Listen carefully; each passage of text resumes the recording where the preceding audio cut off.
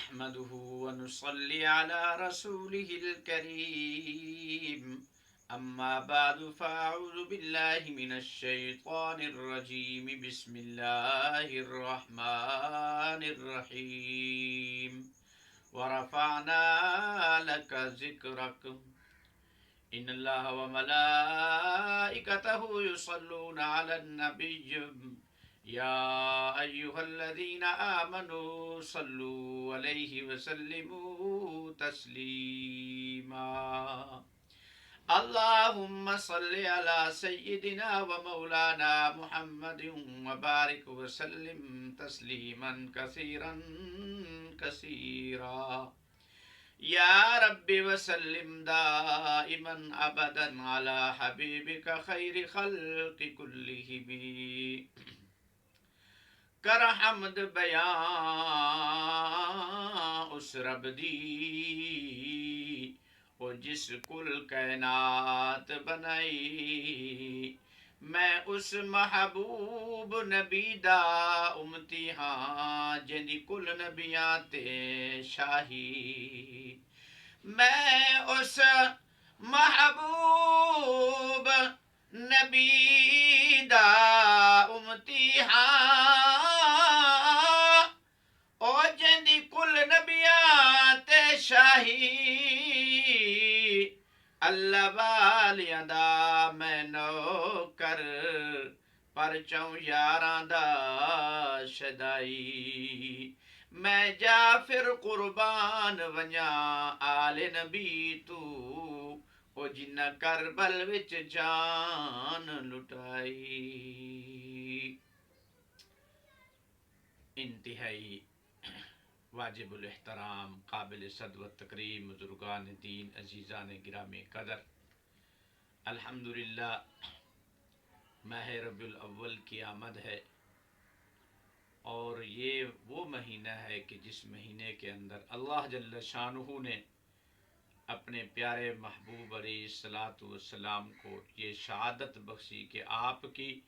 اس دنیا کے اندر تشریف آوری ہوئی، آپ کی بعثت ہوئی، آپ کی خلقت ہوئی، آپ کا میلاد مبارک ہوا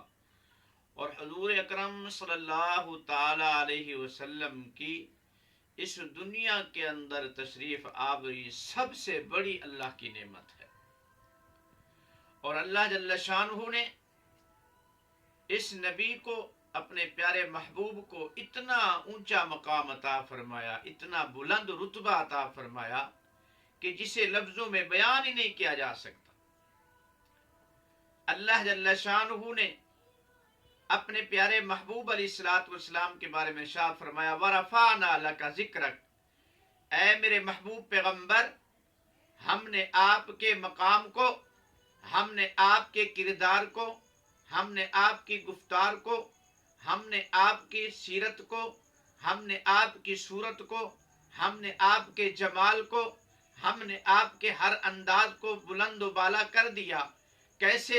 میرے دوستو توجہ کرنا، اللہ جل شانہ نے اپنے پیارے محبوب علیہ الصلوۃ والسلام کو اتنی شان دی ہے، آپ علیہ الصلوۃ والسلام کو اتنا اونچا رتبہ دیا ہے کہ آپ علیہ الصلوۃ والسلام کی سیرت اور صورت کے، آپ علیہ الصلوۃ والسلام کی عظمت کے اتنے زیادہ پہلو ہیں، اگر ہم ان پہلوؤں کو شمار کرنا چاہیں تو ان پہلوؤں کو شمار نہیں کر سکتے، کیونکہ میرے آقا مدنی کریم صلی اللہ تعالی وسلم کی سیرت کے پہلو میں سے ایک پہلو یہ بھی ہے جسے اللہ جل شانہ نے فرشتوں کے سامنے بیان کیا۔ میرے آقا مدنی کریم صلی اللہ تعالی وسلم کے سیرت کے پہلو میں سے ایک پہلو یہ بھی ہے جسے اللہ جل شانہ نے 1,24,000 کم و بیش پیغمبروں کی روحوں کے سامنے بیان کریا۔ اور میرے آقا مدنی کریم صلی اللہ تعالی وسلم کی سیرت کا ایک عنوان یہ بھی ہے جسے آدم علیہ السلام نے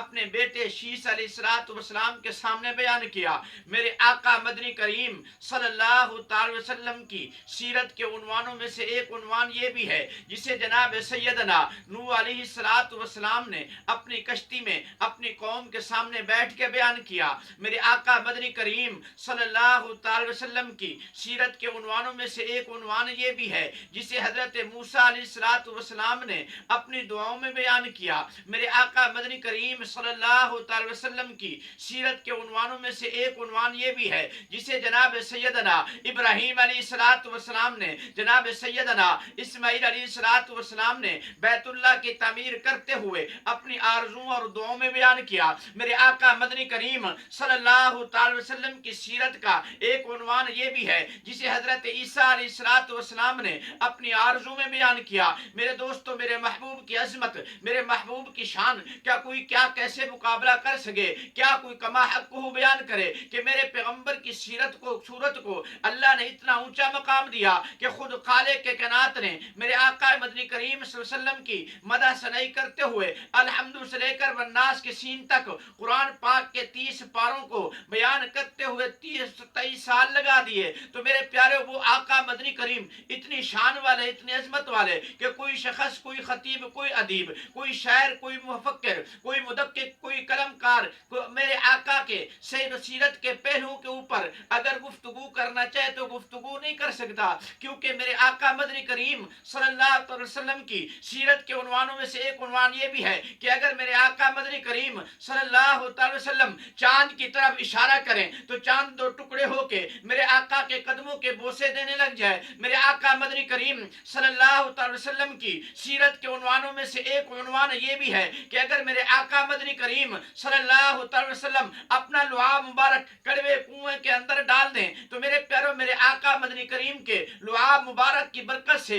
کڑوا کنواں بھی میٹھا ہو جائے۔ میرے آقا مدنی کریم صلی اللہ علیہ وسلم اگر اپنا لعاب مبارک میرے پیارے ابو بکر رضی اللہ تعالیٰ عنہ کی ایڑی کے اوپر لگائیں تو جناب سیدنا ابو بکر صدیق رضی اللہ تعالیٰ عنہ کی ایڑی کا زہر کا اثر ختم ہو جائے۔ اگر میرے آقا مدنی کریم صلی اللہ علیہ وسلم اپنا لعاب مبارک حضرت علی رضی اللہ تعالیٰ عنہ کی آنکھ کے اوپر لگائے تو میرے پیارے حضرت علی رضی اللہ تعالیٰ عنہ کی آنکھ صحت یاب ہو جائے۔ تو وہ محبوب پیغمبر کہ جس کے بارے میں سیدنا آمنہ فرماتی ہیں، جب سے یہ میرا لاڈلا، جب سے یہ میرا نور نظر میرے شکم میں مادری کے اندر آیا ہے تو میں عرب کی پتھریلی زمین کے اوپر چلتی ہوں تو عرب کی پتھریلی زمین بھی پھول بن کر میرے قدموں کے بوسے دینے لگ جاتی ہے۔ میرے آقا مدنی کریم صلی اللہ علیہ وسلم کے بارے میں سیدنا آمنہ فرماتی ہیں، جب سے یہ میرا نور نظر، جب سے یہ میرا لخت جگر، جب سے یہ میرا فرزند امجد میرے شکم میں مادری کے اندر آیا تو میں عرب کی پتھریلی زمین کے اوپر چلتی ہوں۔